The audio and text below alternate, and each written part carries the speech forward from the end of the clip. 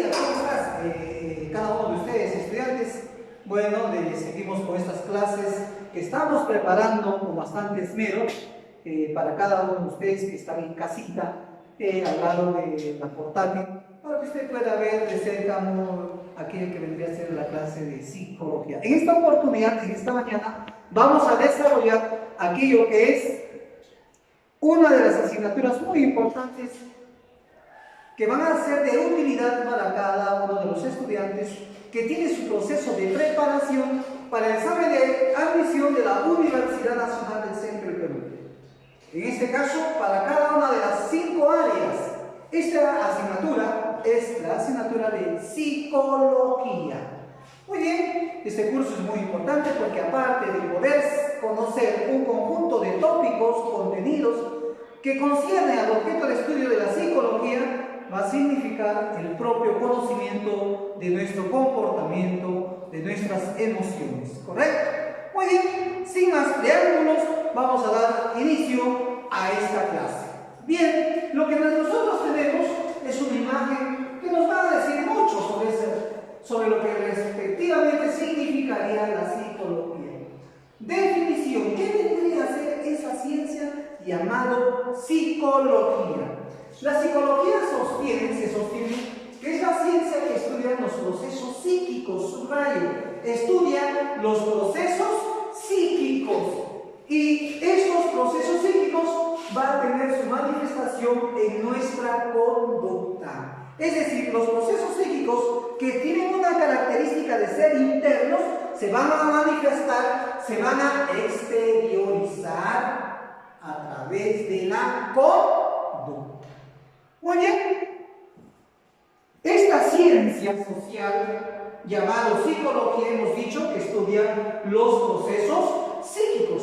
Por lo mismo, estos procesos psíquicos conciernen al ser humano. Es decir, los procesos psíquicos son propios del ser humano. Por lo mismo, el ser humano tiene que ser estudiado por una ciencia social. Entonces, la psicología viene a ser una ciencia social porque estudia las manifestaciones internas psíquicas del hombre. Pero estas manifestaciones psíquicas internas del hombre no ocurren solamente en el individuo aislado, sino en un individuo en interacción con los otros individuos. ¿Correcto? A pesar, ustedes pueden ver, pero profesor, ahora nosotros estamos en cuarentena, estamos aislados. Nos han pedido un aislamiento social y es obligatorio. Sin embargo, a pesar de ese aislamiento que tenemos con el grueso de las personas de la sociedad, nosotros estamos en interrelación con nuestros familiares. Y gran parte de nuestros comportamientos que nosotros manifestamos, lo tenemos que son consecuencia de las relaciones que establecemos con nuestros familiares inmediatamente. Por eso es una ciencia social, porque estudia manifestaciones del ser humano en relación con los individuos, o como una manifestación de esa relación. Perfecto. Es una ciencia práctica.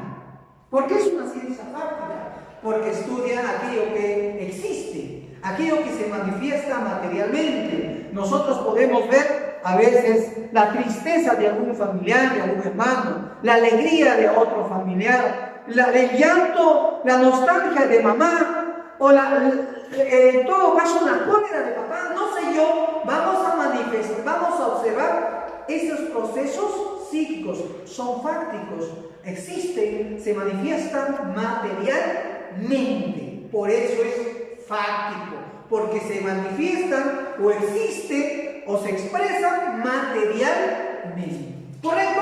Ahora, estos procesos psíquicos van a ser estudiados por la psicología metódicamente. Es decir, la psicología tiene métodos que le van a permitir estudiar objetivamente el proceso psíquico. Hemos dicho que el proceso psíquico no se puede observar, pero ¿cómo es posible que el psicólogo o el investigador de la ciencia de la psicología pueda indagar aquello que no puede observar? Para eso tiene que valerse de ciertos métodos. Y en este caso vamos a tener uno de esos métodos más importantes que lo veremos más adelante, el método de la observación, de la experimentación, el método de la psicometría, etcétera, ¿correcto? Entonces, la ciencia psicológica es una ciencia metódica. El conocimiento obtenido por este proceso de la investigación psicológica son organizados, son sistematizados. Es decir, hay conocimientos de la ciencia psicológica que son más concretos, más simples, menos estructurados, y hay conocimientos de la ciencia psicológica que son más complejos, más estructurados, ¿correcto? Entonces, estos conocimientos están organizados de lo simple a lo complejo, utilizando para ellos sus propias categorías, sus propios conceptos, sus propias definiciones dentro de las teorías, ¿correcto?, que se encuentran al interior de la ciencia psicológica. Muy bien, hemos visto lo que significa la psicología. Es una ciencia social que tiene como objeto de estudio a los procesos psíquicos. Estos procesos psíquicos se manifiestan, se exteriorizan a través de la conducta. Esta ciencia social es una ciencia práctica porque el objeto de estudio se expresa materialmente. Además, estos resultados de estas investigaciones se obtienen a través de la utilización de ciertos métodos. Y finalmente, estos conocimientos obtenidos son organizados, son sistematizados. Muy bien, ahora vamos a hablar específicamente del objeto de estudio de la psicología. ¿Cuándo hemos dicho que es el objeto de estudio de la psicología? El objeto de estudio de la psicología son los procesos psíquicos. Los procesos psíquicos. Muy bien, vamos a ver cuáles son las características de estos procesos psíquicos. Dice, los procesos psíquicos son actividades internas que ocurren en la mente de las personas. Son actividades internas, individuales, que ocurren en la mente de las personas. Actividades internas, individuales, que ocurren en cada uno de nosotros. ¿Correcto? Yo fácilmente no puedo saber lo que está pasando al interior de usted. Estará triste, estará alegre, estará melancólico, estará iracundo, estará colérico, no sé. Son procesos internos que ocurren en cada uno de nosotros. Estos son los procesos psíquicos internos, individuales, que ocurren al interior de nosotros, de las personas. Dice, estos procesos psíquicos se manifiestan como una propiedad de la actividad del cerebro. Estos procesos psíquicos, subrayo, se manifiestan como una propiedad del cerebro. Es decir, la propiedad del cerebro es el proceso psíquico. Profesor, así como nuestro cuerpo suda, que es una propiedad de nuestro cuerpo, sometido a una exigencia física, exterioriza o manifiesta sudoración, entonces una propiedad de nuestro cerebro, específicamente de nuestro cerebro, es el proceso psíquico. Una propiedad, ¿correcto? Muy bien. Además, estos procesos psíquicos hemos dicho que no lo podemos observar, se manifiestan a través de la conducta. ¿Y qué vienen a ser las conductas? Son las actividades que sí nosotros lo podemos observar. Yo veo, por ejemplo, que ustedes a veces vienen con una alegría, ¿cierto? Con una energía que se expresa saltando, bailando, cantando. Y eso es lo que uno ve. Eso es la conducta. A veces algunos de ustedes los ven con una tristeza, cabizbajo, sin querer conversar con nadie, aislado. Me imagino que es una conducta que está manifestando tristeza. Lo que yo observo es la conducta de aislamiento, de estar cabizbajo, de estar alejándose de las personas, poco comunicativo. Ya. Esos son conductas que yo veo. Deben estar manifestando alguna manifestación interna. ¿Ve? Entonces las conductas son actividades motrices. El llanto, nuestro cuerpo se enternece, se acongoja, ¿no? Bajamos la cabeza, a veces saltamos, a veces gritamos. Ya son manifestaciones motrices, que estas manifestaciones sí son observadas. Pueden ser medidos, pueden ser registrados por procedimientos didácticos. Ustedes pueden observar, por ejemplo, la manifestación de mi conducta. ¿Cómo me están viendo? Con energía, con ganas, con bastante optimismo, ¿se dan cuenta? Eso es lo que ustedes pueden ver. Entonces, pero no pueden ver lo que está pasando en mi mente. Lo que ustedes ven es mi conducta. Así es. Entonces, el objeto de estudio de la psicología vienen a ser los procesos psíquicos que se exteriorizan, que se manifiestan a través de la conducta. Y esta conducta puede ser observados por métodos o formas directas. ¿Correcto? Ahora vamos a ver las características de estos procesos psíquicos. Se manifiestan en ciertas características. Por ejemplo, vemos que los procesos psíquicos son subjetivos. Subjetivos. ¿Qué significa ser subjetivos? Que sucede en mí, en la persona, internamente. Sucede en el sujeto. Por eso, subjetivos. Sucede en el sujeto, en la persona, internamente. No lo podemos ver. ¿Correcto? Esa es una característica. Segunda característica, son temporales. Estos procesos psíquicos son temporales.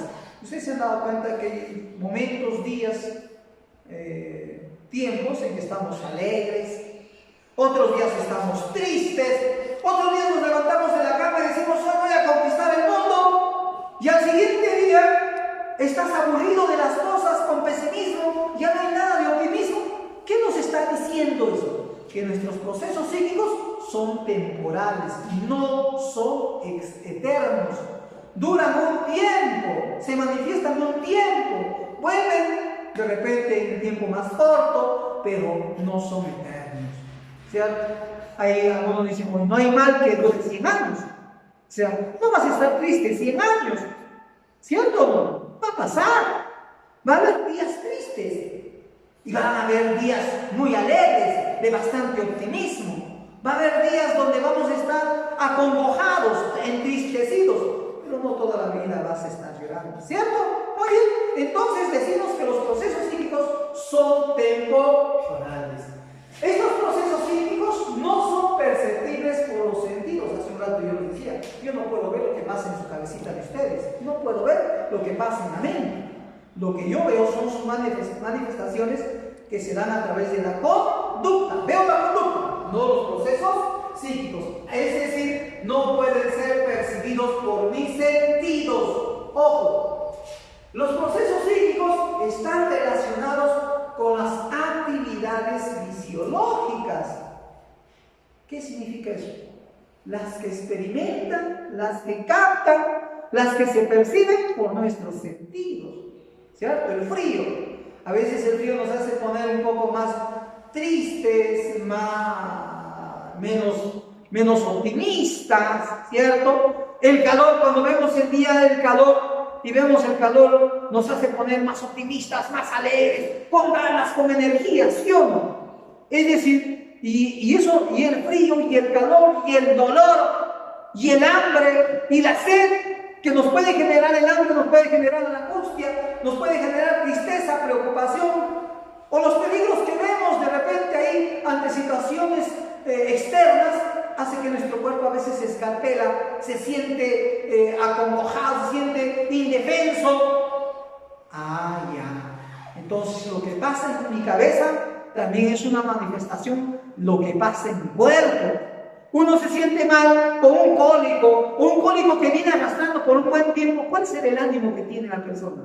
El de optimista, el de alegre, a veces triste, preocupado, pusilánime, ¿cierto o no? Eso es una manifestación de que los procesos psíquicos es una expresión de actividades fisiológicas que manifiestan mi cuerpo. ¿Correcto? Los procesos psíquicos están relacionados con el mundo externo. ¿Se dan cuenta? Ahora estamos en cuarentena. ¿Cómo estamos? Con bastante optimismo. ¿Cómo nos encontramos en la casa? A veces nos miramos con tristeza, hay preocupación, hay temor. ¿Se dan cuenta? si esto puede seguir, si esto se puede extender, o si esto puede hacer, esta cuarentena puede suspenderse por haber, en todo caso, combatido y haber ganado a esta lucha de esta pandemia. Y si nosotros ganamos esta pandemia, ¿qué va a significar? Ya nuestra esperanza, nuestra alegría, nos vamos a abrazar, ya de lo que ahora no nos podemos abrazar, de lo que ahora no nos podemos saludar, terminado este periodo de aislamiento, cuando logramos combatir a esta pandemia, ¿qué vamos a hacer? Vamos a expresar nuestra alegría, nos vamos a abrazar, nos vamos a dar la mano, nos vamos a saludar nuevamente con los besitos en la mejilla, etc. ¿Se dan cuenta que nuestros procesos internos tienen una manifestación clara con lo que sucede alrededor? ¿Cierto? ¿No? Ahora ya no podemos ir con los amigos, no podemos participar de las fiestas, estamos un poco aburridos, ¿se dan cuenta? Tiene que ver con lo que pasa en medio social. Estos procesos, finalmente, lo hemos dicho, procesos psíquicos se exteriorizan a través de la conducta, Muy bien, vamos a hacer la clasificación de estos procesos psíquicos. Por ejemplo, los procesos psíquicos son procesos cognitivos. Cuando hablamos del proceso cognitivo, estamos hablando de que estos procesos psíquicos son aquellos que están relacionados, fíjense en la imagen, están relacionados con nuestros aprendizajes, están relacionados con el conocimiento, con la información, con la teoría. ¿Cómo es que nosotros aprendemos? ¿Qué es lo que nos está permitiendo aprender? Profesor, utilizamos ciertos procesos psíquicos específicos. Por ejemplo, ¿cuáles? La percepción, profesor, ver para creer, la sensación, ¿cierto? La utilización de nuestros sentidos. Profesor, necesitamos tener memoria, almacenar experiencia y almacenar información respectiva que la que vamos a necesitar. Profesor, queremos resolver un problema y no hay una solución adecuada y conocida por ello, necesitamos utilizar la creatividad para resolver un problema. Correcto. Profesor, hay algunos estudiantes que no tienen buen rendimiento. Yo le voy a decir por qué. Porque no tienen muy buena atención, no focaliza su energía hacia ciertas actividades necesarias. No hay muy buena atención. Profesor, no utilizamos muy bien lo que hemos aprendido para resolver un sinnúmero de problemas de distinto tipo, de distinta naturaleza. Profesor, eso se llama inteligencia, la capacidad del ser humano para resolver problemas. Profesor, el ser humano, a medida que va desarrollando, aprendiendo, va desarrollando procesos superiores del pensamiento, como el análisis, la síntesis, el aspecto creativo, el aspecto crítico, el pensamiento crítico, por ejemplo. Eso es parte del pensamiento. Y consigo vamos a ir desarrollando el lenguaje. Esos son los procesos cognitivos. Entonces, los procesos cognitivos nos permiten conocer la realidad externa. Gracias a los procesos cognitivos conocemos la realidad externa y la realidad interna, la nuestra, relacionados al aprendizaje y al conocimiento. Ya sabemos los que son los procesos cognitivos. Acá tenemos los procesos afectivos. Ustedes han visto una de esas películas, dibujos animados, donde se expresan los distintos pensamientos, los distintos estados de ánimo, las distintas emociones. Está la tristeza, está la alegría, está la amargura, está la cólera, etc. ¿Sí o no? Eso viene a ser procesos afectivos. Establece la relación que el sujeto relaciona con su medio entorno, generando estados afectivos. Entonces, nosotros estamos observando de que los procesos psíquicos afectivos manifiestan la relación que tiene el sujeto con su mundo externo y expresado a través de aspectos afectivos. ¿Cuáles son esos aspectos afectivos? Acá tenemos que he manifestado, esto es la tristeza, ¿verdad? La tristeza. Esta debe ser la cólera. Acá debe estar la alegría, por ejemplo. Estados afectivos. Nosotros vemos la emoción, nuestros sentimientos, los estados de ánimo. A veces hay circunstancias en que nos apasionamos. A veces hay circunstancias en que nosotros tenemos miedos, temores, ¿cierto? Entonces, acá ya hay otras expresiones psicológicas que de alguna forma manifiestan parte de nuestras emociones. ¿Correcto? Muy bien, ahora vamos a ver a los estados, a los procesos psíquicos conativos. ¿Cuáles son estos procesos psíquicos conativos? Vamos a ver, por ejemplo, el de la motivación, el de la autoestima, el de la moral. Estos procesos psíquicos conativos son los que orientan, son los que regulan, los que controlan y dirigen nuestra actividad personal de nosotros, sobre la base de ¿qué? De nuestras necesidades, sobre la base de nuestros motivos. Es decir, ¿qué es lo que a nosotros nos permite enfrentar circunstancias muy complicadas? Circunstancias donde a muchas personas los derrumba. ¿Qué es lo que nos permite a nosotros evitarnos complicaciones en la vida, a ustedes estudiantes? ¿Qué es lo que permite a ustedes, por ejemplo, de que algunos no son presa fácil del vicio, del ocio? ¿Qué es lo que prima en ustedes? Prima su autoestima, prima sus necesidades. Muchos de ustedes dicen, no, yo no puedo hacer eso.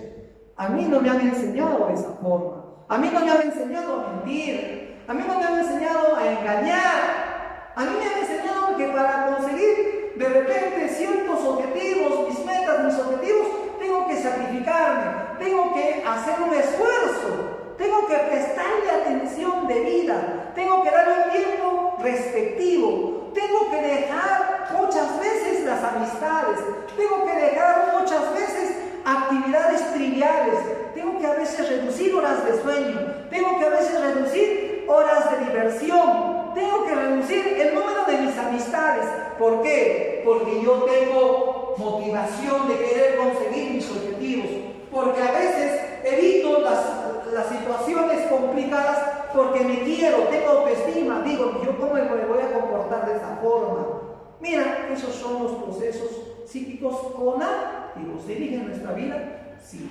¿Por qué? Porque nos motivan, porque nos dirigen directamente, desarrollan nuestra autoestima. La persona que se quiere desarrolla altísimas actividades positivas y eso contagia y eso influye a su alrededor, a su entorno. ¿Correcto? Hemos visto tres procesos psíquicos: los procesos cognitivos, las que nos permiten conocer el mundo externo e interno; los procesos afectivos, las que se manifiestan en la relación hombre y medio y se expresa a través de estados afectivos, emotivos, como la tristeza, la ira, la cólera, el miedo, el asco, etc. Y los procesos conativos, las que dirigen, las que regulan, las que limitan nuestro comportamiento. Son tres procesos psíquicos establecidos. Muy bien, esta es la primera parte de este primer tópico que corresponde a la definición y al objeto de estudio y finalidad de la psicología. Muchísimas gracias. Pasaremos al siguiente módulo con unos arreglos de carácter tecnológico para poder seguir en este trayecto de las clases virtuales. Una pausa, un comercial y luego volvemos. Gracias. Ahora vamos a seguir con otra parte de este primer tema que se refiere a los aspectos generales de la psicología, la ciencia psicológica. Habíamos visto ya que la psicología tenía como objeto de estudio aquellos que son los procesos psíquicos. También habíamos visto de cómo esa psicología tenía sus propias formas, cómo estudiaba estos procesos psíquicos, y del mismo modo habíamos estudiado las manifestaciones de los procesos psíquicos y los tipos de estos procesos psíquicos. Dentro de los tipos habíamos también observado de que habían procesos psíquicos de carácter cognitivo, ¿cierto? Habían procesos psíquicos de carácter afectivo y habían procesos psíquicos de carácter conativo. Ahora vamos a hablar sobre la finalidad de la psicología. Muy bien, ¿cuál es la finalidad? ¿Para qué sirve la ciencia de la psicología? ¿Cuál es su finalidad? ¿Cuál es la utilidad? ¿Qué es lo que hace específicamente? Vamos a ver. En primer lugar, estamos viendo que una de las finalidades de la psicología es la descripción psicológica. Describir los procesos psíquicos, describir sus manifestaciones corporales que vienen a ser la conducta, es decir, describir la conducta. Es decir, la finalidad, una de las primeras finalidades de la psicología es la descripción de los procesos psíquicos o de las conductas, en este caso, de cada uno de nosotros. Vamos a ver, describir, ¿qué significa describir? Describir significa listar, enunciar, ¿cuáles?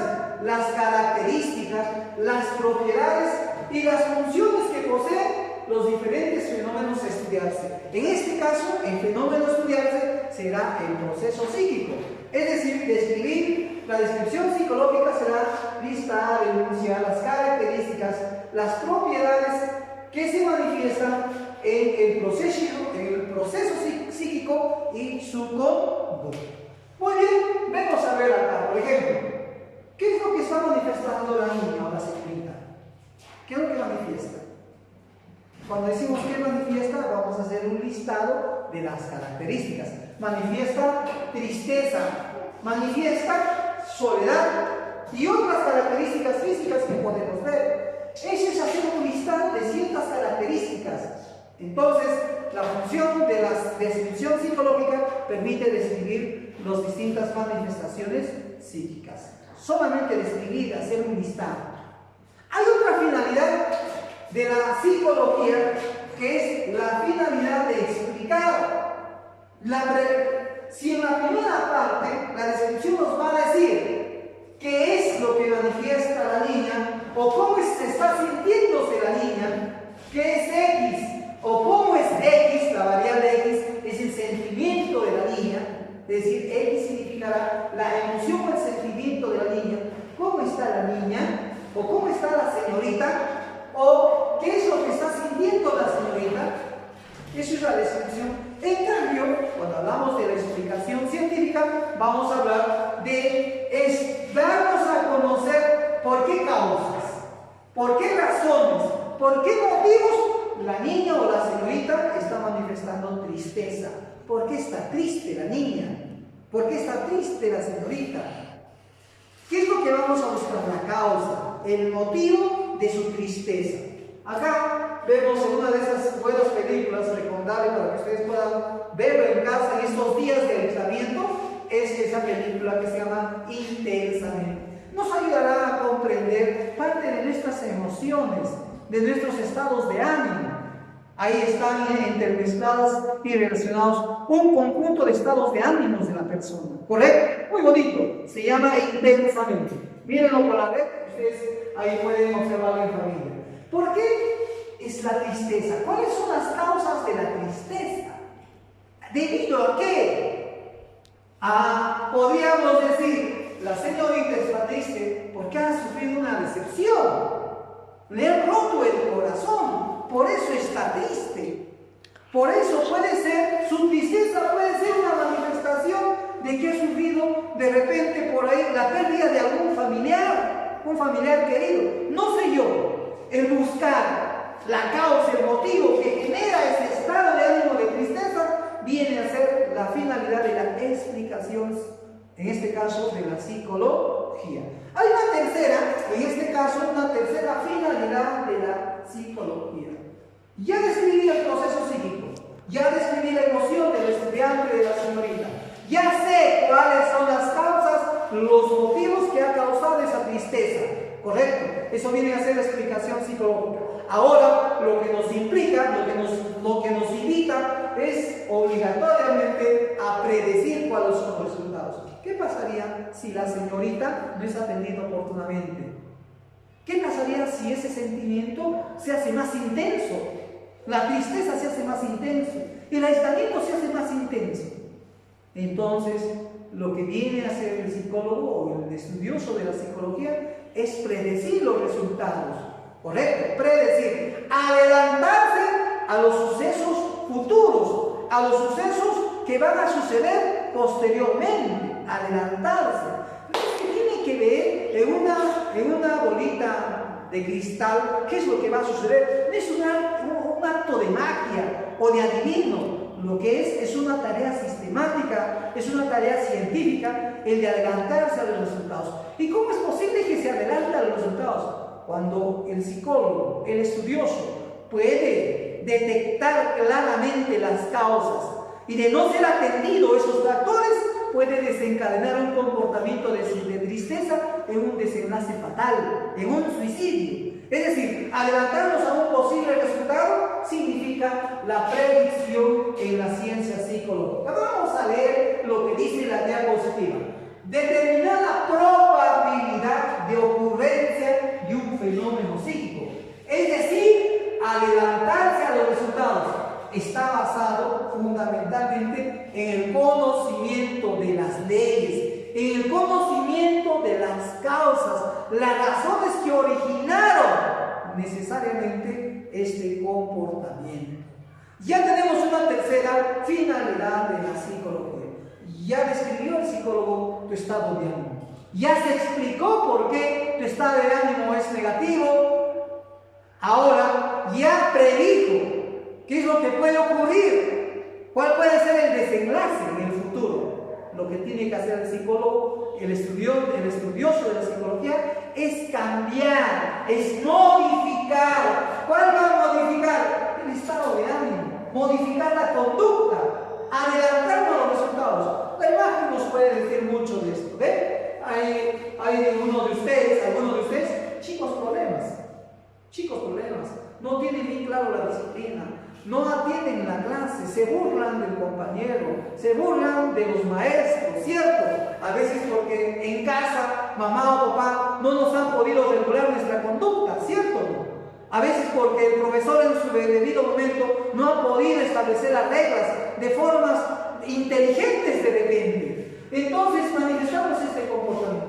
¿Qué tendría que hacer el psicólogo? Modificar esta conducta hasta llegar a este tipo de comportamiento. Fíjense, modificamos conducta. 4 finalidades de la psicología: describir, explicar, predecir y modificar. ¿Cuál? Los procesos psíquicos, las conductas. Bien, ahora ya sabiendo cuáles son, en este caso, las finalidades de la psicología, vamos a ver acerca de los métodos que utiliza la psicología en este estudio que siempre viene acompañado de los resultados que nos ayudan en nuestro proceso de relaciones sociales. ¿Correcto? Muy bien. Métodos de la psicología. Por un lado tenemos métodos directos. Dentro de los métodos directos tenemos la observación, tenemos la experimentación y tenemos la entrevista. 3 métodos directos. Ojo, directos. ¿Por qué directos decimos? Porque hay una relación presencial entre el psicólogo, el investigador, con el objeto de estudio, con el paciente, con la persona. Hay una relación directa entre el sujeto estudioso, entre el sujeto investigador, con el objeto estudiado, con el sujeto estudiado, o con la persona que en este caso va a ser, en todo caso, ayudado a partir de los conocimientos de la psicología. Muy bien, tenemos entonces 3 métodos directos: la observación, la experimentación y la entrevista. Empezamos con el primero, la observación. Dentro de la observación nosotros tenemos 2 formas de hacerlo. Uno tiene que ver con lo que vendría a ser, ustedes lo conocen como la autoobservación. Para la psicología se llama la introspección. Mira, introspección o autoobservación. ¿Qué significa introspección? Es decir, que la observación lo realizamos nosotros mismos. Es decir, a nuestras propias manifestaciones psíquicas, a nuestras propias manifestaciones internas, cognitivas, afectivas o volitivas, ¿correcto? Es decir, nosotros observamos esas manifestaciones, lo hacemos internamente. Eso se llama introspección, para adentro. Intro, para adentro, observación hacia adentro, hacia nosotros mismos. Introspección, inspeccionarnos a nosotros mismos. ¿Me puedo entender? Así es, la observación del propio mundo interior se da inmediatamente después de haberse producir el fenómeno psíquico o después. No podemos hacer una introspección en el momento en que estamos manifestando el proceso psíquico, la conducta. Lo hacemos inmediatamente, después o posteriormente. No se da en el mismo momento. Ojo, la introspección se da inmediatamente de haber ocurrido el fenómeno psíquico o mucho después, pero no puede dar en el mismo momento. O alguien puede hacer, estoy triste, llorando, y haces una pausa y dices, voy a ver por qué estoy llorando. ¿Hacen eso? No se puede. Luego de que te hayas calmado, luego de que ya estás tranquilo, empiezas a decir por qué estaba llorando, qué sentía, cuán intensamente fue tu nostalgia, ¿cierto? No se hace en el mismo momento, se hace después o poco después. ¿Me dejo entender? Una de las características de la introspección. Las limitaciones de la introspección no es un método exacto, no nos puede entregar información o conocimiento objetivo o totalmente objetivo. Nos ayuda a conocer lo que está pasando con nosotros, pero hay ciertas desventajas. Uno, no se puede observar los fenómenos psíquicos en el mismo momento en que se está viviendo el fenómeno psíquico. Es decir, cada uno no puede observar su alegría en el mismo momento en que se siente alegre, no, lo hace después. ¿Correcto? No puedes tú cortar las emociones en ese momento y te pones a preguntar y decir, voy a observar por qué estoy alegre o cuán alegre estoy y por qué razón estoy alegre. No, después de ocurrir ese hecho recién lo haces. Esa es la limitación. Segundo, falta de objetividad. A veces nosotros ocultamos, falseamos mucho de nuestras observaciones por temores, por miedos, por vergüenza u otros factores que influyen a que nosotros ocultemos parte de esa información o neguemos. A veces no queremos verlo, nos obnubilamos, nos limitamos a observar lo que realmente está pasando. Eso es una limitación, falta de objetividad, no es tan confiable. Tiene que ver con que el sujeto que se autoobserva, se hace la introspección, limita su observación, oculta su observación. ¿Correcto? No lo hace como uno quisiera hacer. No es posible que lo usen todas las personas, es otra cosa. Si yo quiero ver el comportamiento, yo quiero estudiar el comportamiento de un niño, yo quiero estudiar el comportamiento de un niño, ¿qué le voy a pedir a un niño de 4, 5, 6 años? A ver, realízate la introspección. ¿Lo podrá hacer? Tendrá límites. Entonces no pueden realizarlo los niños. No pueden realizarlo algunos enfermos mentales, porque van a falsear la información, lógicamente. Ventajas. Es decir, la introspección tiene ciertas ventajas. ¿Cuáles son esas? Una de ellas, ¿cuál vendría a ser? ¿No? Una de las formas más confiables de conocer los procesos psíquicos de un sujeto. Es decir, ¿cómo puedo yo llegar? ¿Cómo el psicólogo? ¿Cómo el estudioso de la psicología puede llegar a saber realmente lo que pasa en nosotros si ellos no lo pueden ver? Entonces tienen que valer necesariamente de la introspección, es decir, de la autoobservación necesaria. ¿Correcto? Esa es la ventaja. Sus datos permiten una mayor comprensión de la conducta del sujeto, porque es la única fuente donde el psicólogo se acerca a la parte interna de la persona. Es la única forma de que el psicólogo ingrese, acceda al interior, a la mente, a los sentimientos y emociones que manifiesta, que está sintiendo la persona. ¿Me dejo entender? Muy bien, ya tenemos ahí el método de la observación, específicamente el de la introspección. Ahora vamos a ver el método de la observación en su otra manifestación, la extrospección. Es decir, la observación externa, la observación externa, la que realiza una persona al paciente, la que realiza el psicólogo o el estudioso al paciente. La otra es interna, lo realiza uno mismo. Esta la realizan otras personas, nos observan a nosotros. Eso se llama la extrospección. Observación directa en el ambiente natural, tomando en cuenta los factores que la determinan. Es decir, en el ambiente natural. El psicólogo quiere saber por qué Juanito o Pepito me han dicho que Juanito y Pepito manifiesta un comportamiento de indisciplina en el aula. ¿Dónde tendría que observarle a Juanito y a Pepito? ¿Al lado de su mamá? ¿Al lado de su papá? Tendría que observarlo en el aula. Tendría que verlo con sus ojos directamente, el comportamiento de Pepito, el comportamiento de Jaimito, no sé yo, ¿cierto? Directamente, en su estado natural. Si de repente Juanito y Pepito tienen un comportamiento muy bueno en el aula, pero tienen un comportamiento poco sociable en casa, y el psicólogo quiere saber realmente cuál es el comportamiento de Jaimito o Pepito, ¿dónde va a tener que observar? En su ambiente natural. Y en este caso, ¿dónde está manifestando? O se dice manifestar el comportamiento poco sociable de Jaimito y Pepito en su estado natural, que vendría a ser la casa, en las relaciones que establece en su casa con su familia. Debe haber algún factor que está generando ese conflicto entre los miembros de la familia. Muy bien, esa es la introspección. Dice, hay que observarlo en su estado natural. Listo. Limitaciones. El sujeto puede falsear su conducta. Ojo, ¿por qué el sujeto puede falsear su conducta?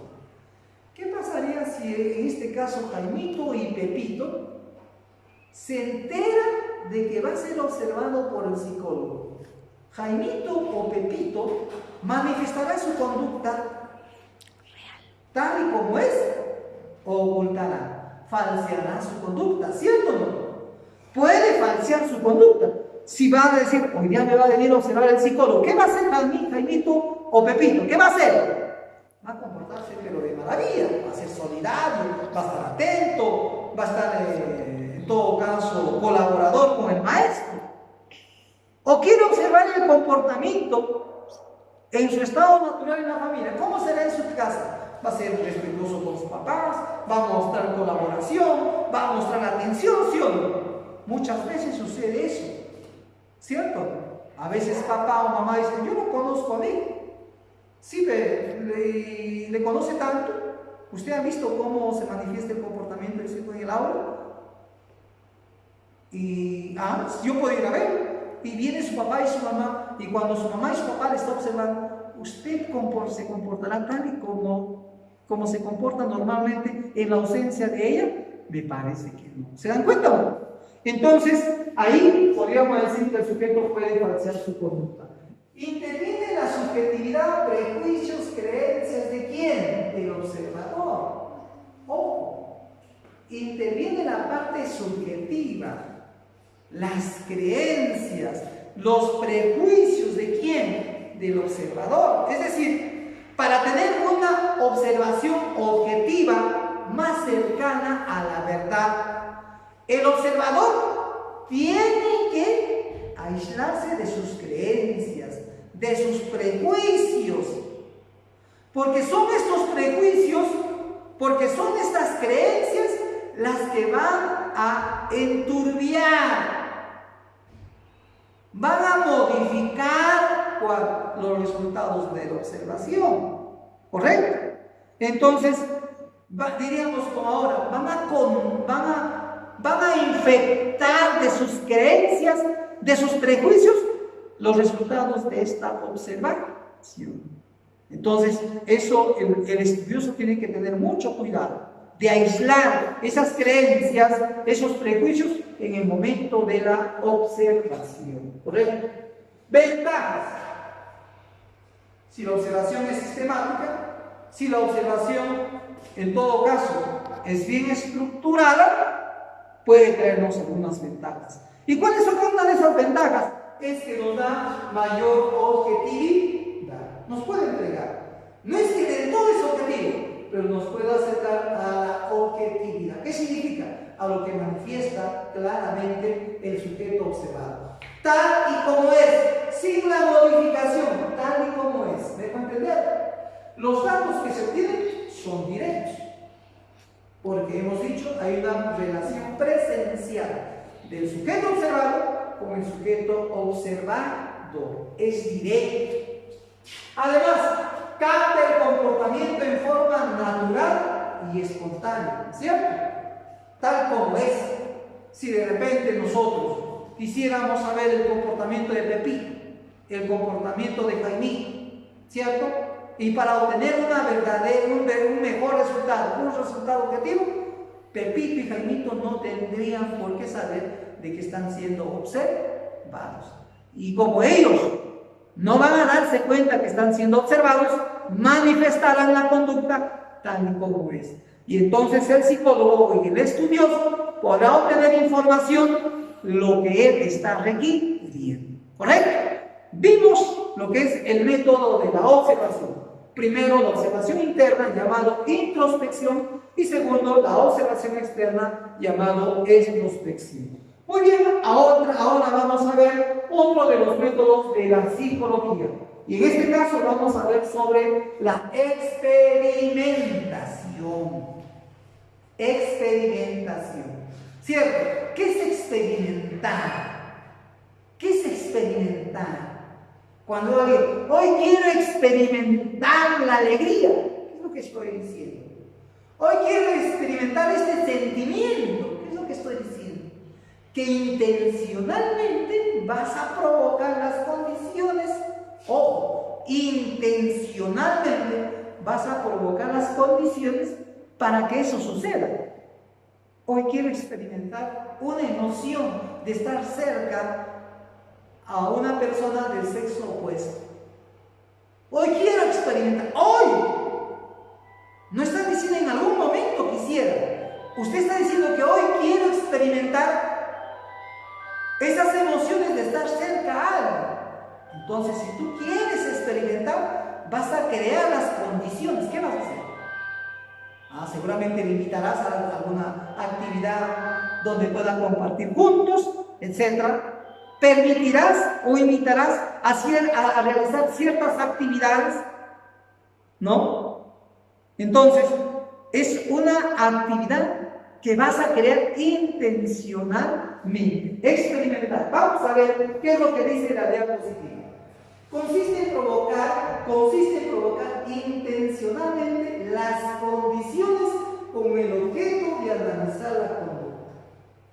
Es decir, si el psicólogo quiere saber cuál es el comportamiento que manifiesta un sujeto en ciertas circunstancias, por ejemplo, ¿qué es lo que tiene que hacer el psicólogo? Creará las condiciones materiales, temporales en el tiempo, espaciales en un lugar determinado, en un tiempo determinado, ¿cierto? Yo quiero saber, por ejemplo, el psicólogo dice, yo quiero saber cuál es el comportamiento de los estudiantes del colegio Winner, ¿cierto? En el momento donde ellos tienen que realizar una actividad de alegría o de compartimiento. Voy a ver cuál es el rendimiento académico de los estudiantes cuando hay tanta presión. O puede decir, voy a realizar, quiero experimentar el comportamiento que manifiestan los estudiantes cuando el maestro solamente es el que dirige las clases y ya no es el que explica. O quiero experimentar el comportamiento de los estudiantes, por así decirlo, quiero saber cuál es el comportamiento que tienen los estudiantes del colegio Winner. Si, por ejemplo, cada día le manifestamos cariño. O quiero saber el comportamiento del estudiante en general, si cada vez le expresamos de repente disciplina férrea. ¿Qué es lo que tiene que hacer el psicólogo? Crear las condiciones, ¿cierto? Entonces, si quieres saber cuál es la expresión del comportamiento del estudiante con la manifestación de cariño, seguramente a los profesores les invitará a que en vez de disciplina férrea, en vez de seriedad, cada uno de los profesores esté manifestando cariño, cariño y cariño, ¿cierto? Es decir, el psicólogo tiene que crear las condiciones intencionalmente para observar el comportamiento conductual del estudiante o de la persona. ¿Ven? Se caracteriza por ser una observación planificada, metódica y sistemática. Hubo un caso el año pasado, les cuento, algunos estudiantes fueron a un experimento que hicieron en la Universidad Nacional del Centro. Vino uno de los doctores de allá de la Facultad de Educación y llevaron para ver cuál es el nivel potencial, en este caso de la violencia, en jóvenes o adolescentes de 14, 15, 16 años. Y entonces a estos chicos, algunos de ustedes todavía han participado, los llevaron a la denominada cámara Gesell, y en esa cámara Gesell habían dispositivos que le indicaron que ellos tenían que presionar algunos de esos dispositivos, de distintos colores. No me recuerdo muy bien, pero había unos dispositivos unos botones de color blanco, negro, rojo. Y entonces no recuerdo bien cuando me decía, por ejemplo, al presionar el botón blanco, vas a causarle al otro lado de los dispositivos, discúlpenme, al otro lado de los dispositivos, había una persona, ¿cierto?, que estaba conectado a los dispositivos. Entonces, la indicación del psicólogo le decía, si usted presiona el botón, el dispositivo blanco, no le vas a causar ninguna molestia, o la molestia va a ser mínima. Si tú presionas el botón rojo, le vas a causar dolor, pero si presionas el botón negro, le vas a causar un extremo dolor. La cámara Gesell es un ambiente aislado por unas lunas donde las personas que están dentro de la cámara no pueden observar el comportamiento de las personas que están afuera, pero las personas que están afuera sí pueden observar, y en cantidad pueden observar lo que está pasando adentro. Algunos de ustedes, estudiantes, al ingresar a esta cámara Gesell, con bastante temor, como se sabía no siendo observado, presionaban el botón blanco, y algunos, con bastante deleite y agrado, presionaban el botón negro. Y entonces los investigadores observaron de que en algunos de ustedes había una fuerte potencialidad a la violencia y otros había un rechazo a la violencia. Es decir, ¿quién llevó a ustedes a una cámara llamada la cámara Gesell? Lo hizo el psicólogo intencionalmente para ver el comportamiento que usted tenía sobre la violencia o la actitud que manifestara usted sobre la violencia. Es decir, ha sido en este caso un experimento porque lo que hizo es provocar intencionalmente la conducta de usted de aceptación o rechazo hacia la violencia. Limitaciones de la experimentación. Por un lado, hay limitaciones morales y limitaciones materiales. Por ejemplo, el estudio que ha tenido en esa oportunidad era de hacer cuál es la reacción de los adolescentes de 14, 15, 16, 17 años hacia la actitud, hacia la violencia en la provincia de Huancayo. Y entonces encontró una limitación el estudio. ¿Por qué razón? Porque tenía necesariamente que desplazar a la gran cantidad de estudiantes, no solamente del colegio Wiener, sino de todos los colegios, para que fueran a ser observados al interior de la cámara Gesell. ¿Pudieron hacerlo? No. ¿Por qué? Porque para empezar, trasladar de un lugar hasta la ciudad universitaria era un costo excesivo. Dos, y si eso se pudiera hacer, profesor, había una sola cámara Gesell y ahí cabían muy pocos, o uno, y poder observar a toda la cantidad de estudiantes, ahí tendríamos una limitación de carácter material. ¿Ve? De carácter material. Y puede haber limitaciones de carácter morales. Yo quisiera saber, si yo quiero hacer un estudio, quiero saber cuáles son los efectos que produce en una clase de filosofía, de psicología del profesor Wilfredo. Quiero saber cuáles son los efectos de aquel estudiante que hace una clase de filosofía consumiendo el licor. Yo quiero saber. Y si yo hiciera eso, profesor, a todos nos tendrías que invitar licor. ¿Qué pasaría si yo hiciera eso? La primera opinión racional, inteligente, diría, profesor, usted eso está haciendo muy mal. Lo que usted está haciendo está reñido con la moral y las buenas costumbres. ¿Cómo es posible que a menores de edad, cierto, nos pueda usted inducir al consumo del alcohol? Aunque en sus cabecitas, en sus ojitos, yo puedo estar viendo de que ustedes, caramba, se atreverían a tal aventura. Sus papás al día siguiente me dirían, oye, profesor, ¿cómo es posible? En la radio, ¿cómo es posible? En la prensa, ya seguro me destituyen, me sancionan, me encarcelan, porque lo que estoy haciendo es un acto reñido contra la moral. Pero yo le podría contestar, yo quería saber. No es posible. ¿Se dan cuenta? ¿Por qué? ¿Por qué no es posible? Porque hay impedimentos de tipo moral. Los seres humanos no somos conejillos de indias. No todo puede estar sometido a la experimentación. Cuando el sujeto se siente observado, en este caso, sometido al experimento, muchas veces el sujeto lo que hace es, se comporta no de la forma como lo hace en la vida real, sino tiene un mal comportamiento. En este experimento del que les hablaba hace un momento, los primeros estudiantes lo hacían casi de forma natural, pero porque no sabían lo que estaban siendo observados. Pero ya cuando esos estudiantes vieron de que al salir de la cámara se vieron bastantes observadores que hacían anotaciones de lo que ellos hacían, vinieron y contaron acá al otro grupo que iba a ir. Y el otro grupo, sabiendo que se iba a observar, ya lo hacía un comportamiento no el adecuado, no un comportamiento que se esperaba o el comportamiento natural, sino tenía un comportamiento ajeno a la realidad. ¿Me puedo entender? Eso serían las limitaciones, en este caso, de la experimentación. Muy bien, las ventajas. Ventajas. Si quiero observar un determinado comportamiento, puedo crear condiciones ópticas y lo puedo repetir N veces. No he observado bien, ¿cierto? Yo no he podido observar muy adecuadamente esto. Puedo volver a observar, puedo volver N veces repetir las condiciones de observación, una ventaja, y lo puedo hacer cómodamente. Yo en mi sofá con mi carchita y mi gaseosa al lado, puedo observar con tranquilidad el comportamiento de tal persona en tales condiciones, ¿correcto? Permite repetición N veces, les decía. Permite establecer relación causa y efecto. Es más fácil.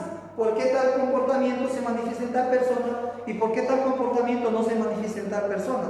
Estamos estableciendo las relaciones entre las causas y los efectos. Ahí tuvimos, en este caso, las ventajas y desventajas de la experimentación.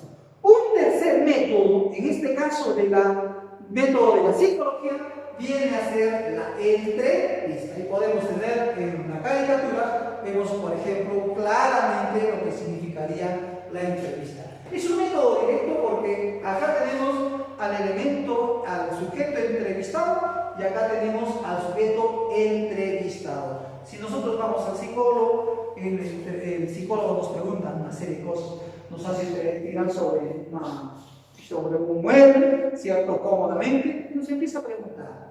¿Ve? Hay una entrevista, en este caso, directa, ¿cierto? Es una entrevista, un método directo. Está el psicólogo y está el paciente, en este caso. Pero la entrevista también tiene dos direcciones, dos formas. Hay una entrevista directiva y hay una entrevista no directiva. ¿Correcto? En una entrevista no directiva, ¿cierto? ¿Quién lleva la mayor parte de la conversación? El paciente, el sujeto entrevistado. El paciente o sujeto entrevistado es el que habla. Probablemente el psicólogo lo que le hace la pregunta de cuéntame sobre tu vida. Ya, nárrame de lo que ha acontecido desde los primeros años que te das cuenta hasta el día de hoy. Y entonces más te dicen, no omitas detalles, cuéntame todo lo que has sentido, cuéntame, ¿cierto? ¿Quién es el que habla más? En este caso, el sujeto entrevistado narrará parte de lo que aconteció los primeros días de su vida, los sentimientos con su papá, en la escuela, con sus amigos, a los 5 años, a los 7 años, cuando entraba de repente a la escuela, le cambiaron de escuela, estaba en los últimos años de la primaria, ingresó al colegio. ¿Y quién tiene la mayor parte de la conversación? En este caso, el sujeto entrevista, el paciente. Esto es característica de una entrevista no directiva. Profesor, entonces, ¿cómo será una entrevista directiva? Donde quien tiene el control del diálogo, quien tiene el control de la conversación, quien dirige la conversación, ¿quién es? El psicólogo.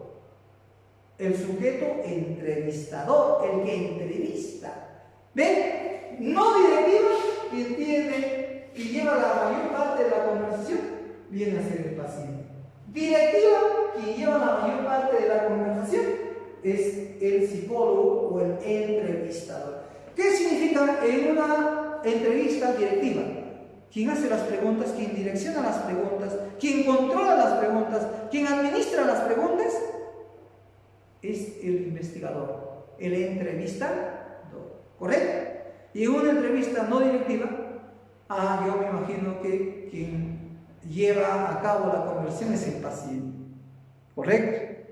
Debe ser más o menos la entrevista no directiva, debe ser una entrevista inicial para tener más o menos información de en qué etapas de su vida uno ha podido tener ciertos traumas, ciertos sentimientos o conflictos muy notorios, ¿correcto? En cambio, teniendo eso, habrá preguntas donde necesariamente el psicólogo tendrá que dirigirlos. Esto será una entrevista directiva. Digo directiva porque quien direcciona este proceso de la entrevista viene a ser el entrevistador, el psicólogo en este caso. Muy bien, ya tuvimos 3 métodos de la psicología. Y estos métodos eran métodos directos. Ahora vamos a ver los métodos indirectos. Uno de estos métodos indirectos viene a ser la psicometría. ¿Cierto? El test de los test mentales es una entrevista indirecta. ¿Correcto? La vez pasada, por ciertas circunstancias, tuve que entrevistarme con un psicólogo en este caso. Y lo que me pidió es que yo dibujara, me hicieron un test del hombre bajo la lluvia, dibujara a un ser humano bajo la lluvia. ¿Cierto? Bajo la lluvia. Y uno empezó a dibujar ciertas cosas, ¿se dan cuenta? Y el dibujo le servía para que el psicólogo pueda extraer un conjunto de características de mis emociones. Yo lo dibujé así, sin pensar, pero muchas de esas expresiones en el dibujo para el psicólogo le servía de bastante información. ¿Ven? No es lo que yo sentí en el momento del dibujo, sino que ese rato no me estaba observando, me dejó incluso dibujando, me dejó. Se retiró un momento y al cabo de terminar le entregué el dibujo. ¿Qué estudió? ¿Mis manifestaciones corporales, mi conducta? No. ¿Qué estudió? ¿Qué analizó? ¿Qué evaluó? Los dibujos, ¿cierto? Los trazos que hice, el coloreo que hice de ese dibujo. Entonces, ahí en este caso está haciendo un método indirecto. Ya así, aquí se hace uso de los test psicológicos para la evaluación de los procesos psíquicos. Los resultados que arrojan dichos test son indirectos y aproximados. Ya, ese instrumento debe tener validez y confiabilidad. ¿Qué significa tener validez y confiabilidad? Validez es que este test debe recoger información de lo que realmente quiere la información que requiera el estudioso o el psicólogo. Por ejemplo, si él quiere saber mi estado emocional, entonces el test utilizado debe recoger información de mi estado emocional. Pero si el psicólogo quiere recoger información de mi estado emocional y el test que utiliza no es para recoger información del estado emocional, sino más bien de mi memoria, ese test no tiene validez. ¿Me dejo entender? Entonces, decimos que un test tiene validez cuando recoge información que realmente es a donde uno quiere llegar, a donde el psicólogo quiere llegar. Confiabilidad. Un test es confiable si al aplicarle a tal persona o a un conjunto de personas o a la misma persona en varias circunstancias te entrega la misma información. Es decir, no hay, diríamos, desigualdad, no hay conflicto en los resultados. Es decir, siempre los resultados que le entregan el test de observar a una persona van a ser parecidos, van a ser semejantes. Pero ¿qué pasaría si en una de la aplicación de uno de esos tests me dan un test y en los resultados son óptimos? Luego pasan 2 días y me aplican el mismo test y los resultados no son los mismos. ¿Ese test será confiable? ¿Ese test estará diciéndole al psicólogo realmente lo que acontece conmigo? No. Entonces no es confiable. Un test para eso tiene que tener validez y tiene que tener confiabilidad. 2 elementos sustanciales. Asimismo, tenemos en este caso el método de la encuesta. ¿Correcto? El método de la encuesta. Este método de la encuesta se consta de una serie de preguntas para investigar comportamientos, actitudes y opiniones grupales. Su valor depende de una muestra representativa. Se utiliza para ello un cuestionario, preguntas que exploran los aspectos del comportamiento. Hay una serie de preguntas, ¿no?, establecidas en un cuestionario que nosotros tenemos que ir respondiendo y le permitirán al estudioso encontrar información de lo que acontece en la parte interna de mí, como en mis manifestaciones de mis procesos psíquicos. ¿Correcto? Estos estamos viendo, en este caso, ya los métodos de la psicología. Muy bien, amigos, hemos tenido esta clase de la psicología, específicamente en los aspectos generales, y esperamos de que usted, si es que no lo ha comprendido, retroceda, detente en la parte donde de repente no lo has comprendido por la rapidez y el tiempo que nos ha quedado, en este caso, desarrollar la clase. O en lo contrario, les estoy enviando el PPT, las diapositivas. Ustedes visiten la plataforma virtual y tendremos de repente mejores resultados. Luego de ello, resuelva la práctica y hazme llegar los comentarios respectivos. Muchísimas gracias y que tengan muy bonito periplo en esta de la psicología.